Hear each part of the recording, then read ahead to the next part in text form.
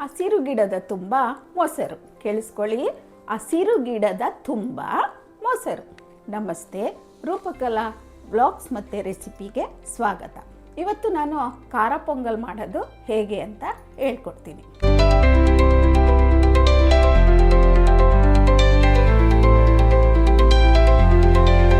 ಖಾರ ಪೊಂಗಲ್ಲು ತಮಿಳುನಾಡಿನ ಒಂದು ಸಾಂಪ್ರದಾಯಿಕ ಅಡುಗೆ. ಇದಕ್ಕೆ ಒಂದು ಐತಿಹಾಸಿಕ ಮಹತ್ವನೇ ಇದೆ. ಇವತ್ತು ಸಹ ದಕ್ಷಿಣ ಭಾರತದ ದೇವಾಲಯಗಳಲ್ಲಿ ನಾವು ಖಾರ ಪೊಂಗಲನ್ನು ಪ್ರಸಾದದ ರೂಪದಲ್ಲಿ ಕೊಡೋದನ್ನು ನೋಡಿದ್ದೀವಿ. ಬನ್ನಿ ಅದು ಹೇಗೆ ಮಾಡೋದು ಅಂತ ತಿಳ್ಕೊಳ್ಳೋಣ. ವಿಡಿಯೋಗಿಂತ ಮುಂಚೆ ನಾನು ನಿಮಗೆ ಒಂದು ಒಗಟು ಹೇಳಿದೆ. ಅದಕ್ಕೆ ನಿಮಗೆ ಉತ್ತರ ಗೊತ್ತಿದ್ದರೆ ಕಮೆಂಟಲ್ಲಿ ತಿಳಿಸಿ, ಇಲ್ಲಾಂದರೆ ವಿಡಿಯೋನ ಕೊನೆವರೆಗೂ ನೋಡಿ ನಾನೇ ನಿಮಗೆ ಆನ್ಸರನ್ನು ಹೇಳ್ತೀನಿ. ಬನ್ನಿ ಪೊಂಗಲ್ ಹೇಗೆ ಮಾಡೋದು ಅಂತ ತಿಳ್ಕೊಳ್ಳೋಣ. ಏನೇನು ಇಂಗ್ರೀಡಿಯೆಂಟ್ಸ್ ಬೇಕು ಅಂತ ನೋಡ್ಕೊಳ್ಳೋಣ ಬನ್ನಿ. ಮೊದಲಿಗೆ ನಾನು ಮುಕ್ಕಾಲು ಪಾವು ಅಕ್ಕಿಯನ್ನು ತಗೊಂಡಿದ್ದೀನಿ. 3 ಜನಕ್ಕೆ ನಾನು ಮಾಡ್ತಾ ಇರೋದು. ಮತ್ತು ಮುಕ್ಕಾಲು ಪಾವು ಹೆಸರುಬೇಳೆಯನ್ನು ತಗೊಂಡಿದ್ದೀನಿ. ಎಣ್ಣೆ ನಾನು ಸ್ವದೇಶಿ ಆರ್ಗಾನಿಕ್ ಕೊಕೊನಟ್ ಆಯಿಲನ್ನು ತಗೊಂಡಿದ್ದೀನಿ. ಇದು ದೇಹಕ್ಕೆ ಮತ್ತು ನಮ್ಮ ಹೆಲ್ತಿಗೆ ತುಂಬ ಒಳ್ಳೆಯದು. ಅದಕ್ಕೋಸ್ಕರ ನಾನು ಕೊಕೊನಟ್ ಆಯಿಲನ್ನು ಯೂಸ್ ಮಾಡ್ತಾ ಇದ್ದೀನಿ. ರುಚಿಗೆ ತಕ್ಕಷ್ಟು ಉಪ್ಪನ್ನು ಬಳಸ್ತೀನಿ. ಒಂದು ಅರ್ಧ ಚಮಚ ಅರಿಶಿನ ಪುಡಿ, ಸ್ವಲ್ಪ ಜೀರಿಗೆ, ಸ್ವಲ್ಪ ಸಾಸಿವೆಯನ್ನು ಒಗ್ಗರಣೆಗೆ ಬಳಸ್ತೀನಿ. 1-2 ಸ್ಪೂನು ತುಪ್ಪವನ್ನು ಸಹ ನಾನು ಹಾಕ್ತೀನಿ. ಮತ್ತು ಒಗ್ಗರಣೆಗೆ ಒಂದು ದಪ್ಪ ಈರುಳ್ಳಿಯನ್ನು ಉದ್ದುದ್ದಕ್ಕೆ ಸಣ್ಣದಾಗಿ ಕಟ್ ಮಾಡ್ಕೊಂಡಿದ್ದೀನಿ. ಒಂದು 7-8 ಮೆಣಸಿನ್ಕಾಯನ್ನು ಹಾಕ್ಕೊಂಡಿದ್ದೀನಿ. ಇದು ಹಣ್ಣುಮೆಣಸಿನ್ಕಾಯಿ ರುಚಿ ಜಾಸ್ತಿ ಕೊಡುತ್ತೆ ಅಂತ ಹೇಳಿಬಿಟ್ಟು ನಾನು ಇದನ್ನು ಬಳಸ್ತಾ ಇದ್ದೀನಿ. ಮತ್ತು ಸ್ವಲ್ಪ ಕರ್ಬೇವಿನ ಸೊಪ್ಪನ್ನು ಬಳಸ್ತಾ ಇದ್ದೀನಿ. ಒಂದು ಸಣ್ಣ ಗೆಡ್ಡೆಯನ್ನು ಬೆಳ್ಳುಳ್ಳಿಯನ್ನು ನಾನು ಚಚ್ಕೊಂಡು ಇಟ್ಕೊಂಡಿದ್ದೀನಿ. ಸಿಪ್ಪೆ ಸಮೇತ ಹಾಕಿದ್ರೆ ಟೇಸ್ಟು ಜಾಸ್ತಿ ಕೊಡುತ್ತೆ. 4 ಮೆಣಸನ್ನು ಹಾಕ್ಕೊಂಡಿದ್ದೀನಿ. ಕೊನೆಯದಾಗಿ ಒಂದು ಸ್ವಲ್ಪ ಕೊತ್ತಂಬರಿ ಸೊಪ್ಪನ್ನು ಹಚ್ಚಿ ಇಟ್ಕೊಂಡಿದ್ದೀನಿ. ಈಗ ಮೊದಲಿಗೆ ನಾನು ಅಕ್ಕಿ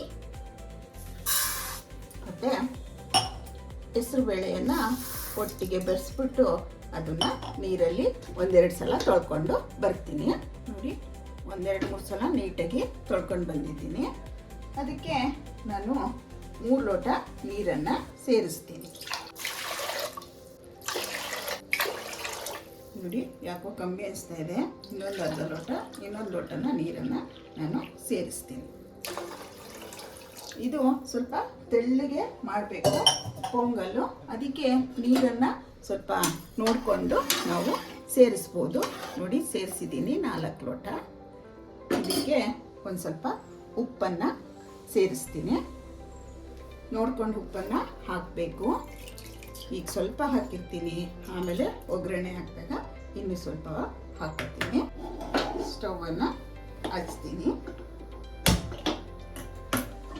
ಇನ್ನು ಕೂಗನ್ನು ಕೂಗ್ಸೋಕ್ಕೋಸ್ಕರ ನಾನು ಕುಕ್ಕರನ್ನು ಕ್ಲೋಸ್ ಮಾಡ್ತೀನಿ. ಇದು 3 ಕೂಗು ಕೂಗಲಿ. ಈ ಕಡೆ ಒಗ್ಗರಣೆಗೆ ರೆಡಿ ಮಾಡ್ಕೊತೀನಿ.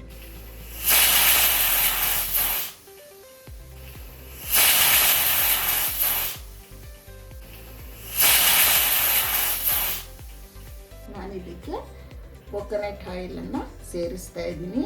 ಯಾಕಂದರೆ ಹೆಲ್ತ್ ಬೆನಿಫಿಟ್ ಜಾಸ್ತಿ ಇರುತ್ತೆ ಅಂತ ಹೇಳ್ಬಿಟ್ಟು ನಾವು ಕೊಕೊನಟ್ ಆಯಿಲನ್ನೇ ಬಳಸ್ತೀವಿ. ಸಾಸಿವೆಯನ್ನು ಹಾಕ್ತಾ ಇದ್ದೀನಿ. ಇದೊಂದು ಸ್ವಲ್ಪ ಸಿಡಿಲಿ, ಇಲ್ಲಾಂದರೆ ಹಸಿ ವಾಸನೆ ಆಗುತ್ತೆ.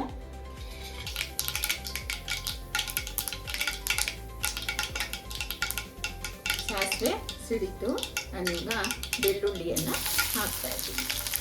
ಇದು ಸಹ ಸ್ವಲ್ಪ ಚಂದಕ್ಕೆ ತಿರುಗಬೇಕು. ಆಗ ಬೆಳ್ಳುಳ್ಳಿ ಖಾರ ಎಲ್ಲ ಇನ್ಮೇಲೆ ಮೆಣಸಿನ್ಕಾಯನ್ನು ಹಾಕ್ತಾ ಇದ್ದೀನಿ.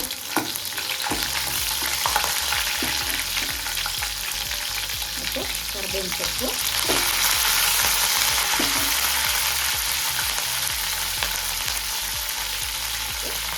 ಈರುಳ್ಳಿಯನ್ನು ಹಾಕ್ತಾ ಇದ್ದೀನಿ. ಇದನ್ನು ಸಹ ಬಣ್ಣ ಬರೋವರೆಗೂ ನಾವು ಸ್ವಲ್ಪ ಫ್ರೈ ಮಾಡ್ಕೋಬೇಕು. ಹಾಗಾಗಿ ಹಾಕಿದ್ರೆ ನಾನು ಹಾಕ್ತಾ ಇದ್ದೀನಿ. ನಿಮಗೆ ಎಷ್ಟು ಬೇಕೋ ಅಷ್ಟು ಕಲರ್ ಎಷ್ಟು ಬೇಕು ಅಂತ ನೋಡಿಕೊಂಡು ಹಾಕ್ಕೊಳ್ಳಿ. ಮತ್ತು ಜೀರಿಗೆಯನ್ನು ಸೇರಿಸ್ತಾ ಇದ್ದೀನಿ. ಜೀರಿಗೆ ಸ್ವಲ್ಪ ಜಾಸ್ತಿ ಹಾಕಿದ್ರೆ ಚೆನ್ನಾಗಿರುತ್ತೆ ಪೊಂಗಲ್ಗೆ. ನೋಡಿ ಈಗ ಎಲ್ಲ ಒಗ್ಗರಣೆ ನೋಡಿ ಈಗ ಒಗ್ಗರಣೆ ಆಗಿದೆ. ಇದನ್ನ ಸೈಡಿಗೆ ಇಟ್ಕೊತೀನಿ ನಾನು. ಕುಕ್ಕರನ್ನು ಸ್ಟವ್ ಮೇಲೆ ಇಟ್ಕೊತೀನಿ. ಈಗ ತೆಗಿತೀನಿ ನೋಡಿ.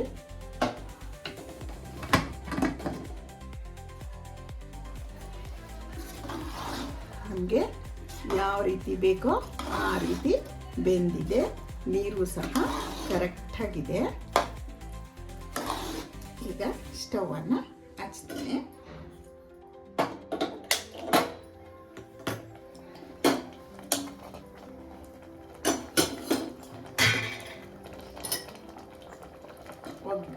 ಒಗ್ಗರಣೆ ಹಾಕ್ಕೊಂಡಿದ್ನಲ್ಲ ಅದನ್ನು ಈಗ ನಾನು ಇದಕ್ಕೆ ಸೇರಿಸ್ಕೊತೀನಿ.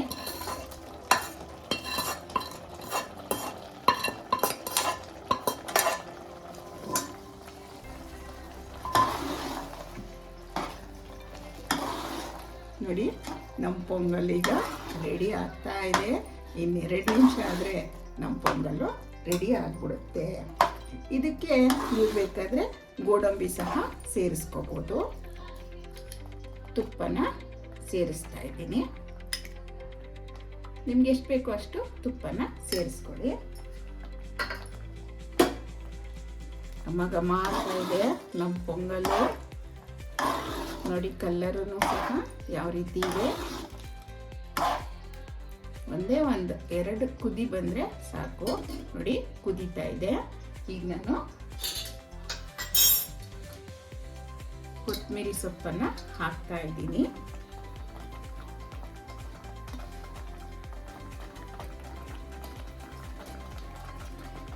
ನೋಡಿ ನೋಡಿ ನಮ್ಮ ಪೊಂಗಲ್ ಬಿಸಿ ಬಿಸಿಯಾಗಿ ರುಚಿಯಾಗಿ ರೆಡಿಯಾಗಿದೆ.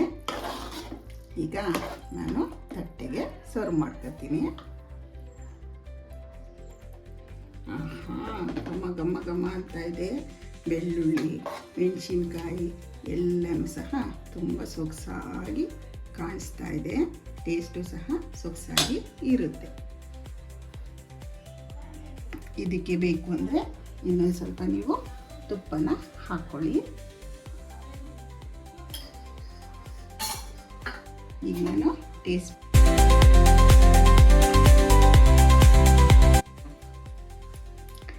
ಸೂಪರಾಗಿದೆ. ಇದೇ ಥರ ಸುಲಭವಾಗಿ ಮಾಡ್ಕೊಳ್ಳಿ, ತಿನ್ಕೊಳ್ಳಿ, ಖುಷಿ ಪಡಿ. ಈ ವಿಡಿಯೋ ನಿಮಗೆ ಇಷ್ಟ ಆಗಿದೆ ಅನಿಸುತ್ತೆ. ಇಷ್ಟ ಆಗಿದ್ದರೆ ಒಂದು ಲೈಕ್ ಮಾಡಿ, ಶೇರ್ ಮಾಡಿ, ಸಬ್ಸ್ಕ್ರೈಬ್ ಮಾಡಿ. ಬೆಲ್ ಐಕನನ್ನು ಪ್ರೆಸ್ ಮಾಡೋದನ್ನು ಮರಿಬೇಡಿ. ನಮಸ್ತೆ. ಹಾಂ, ನಾನು ನಿಮಗೆ ಫಸ್ಟಲ್ಲಿ ಒಂದು ಕ್ವಶನ್ ಕೇಳಿದ್ನಲ್ವಾ, ಅದಕ್ಕೆ ಆನ್ಸರ್ ಮಲ್ಲಿಗೆ ಹೂವು.